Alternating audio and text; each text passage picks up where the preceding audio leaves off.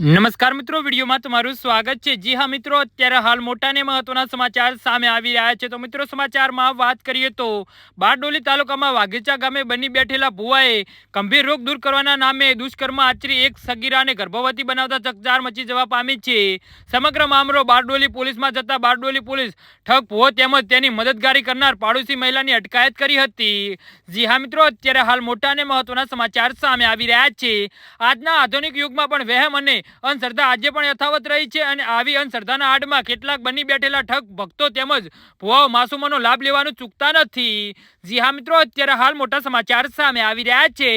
પાડોશી મહિલાએ આ સગીરાને ભુવા સાથે ઓળખાણ કરાવી હતી અને ઓળખાણ કરાવતા જ ભુવા મોહન હળપતિની સગીરા પર દાનત બગડી ગઈ હતી ને મહિલાએ 15 વર્ષીય સગીરાને જણાવ્યું હતું કે આ ભુવા ભગત મોહન સાથે સંબંધ બાંધજે તો તારા શરીરના તમામ રોગો દૂર થઈ જશે।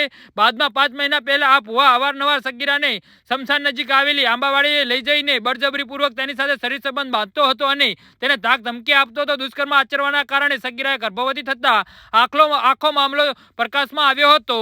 જી હા મિત્રો, તો આના વિશે તમારું શું કહેવું છે તો નીચે મારી કમેન્ટ બોક્સમાં જરૂરથી જણાવજો અને મારી યુટ્યુબ ચેનલને સબસ્ક્રાઇબ કરવાની ભૂલતા નહીં। વિડીયો પૂરો જોવા બદલ તમારો ખૂબ ખૂબ આભાર।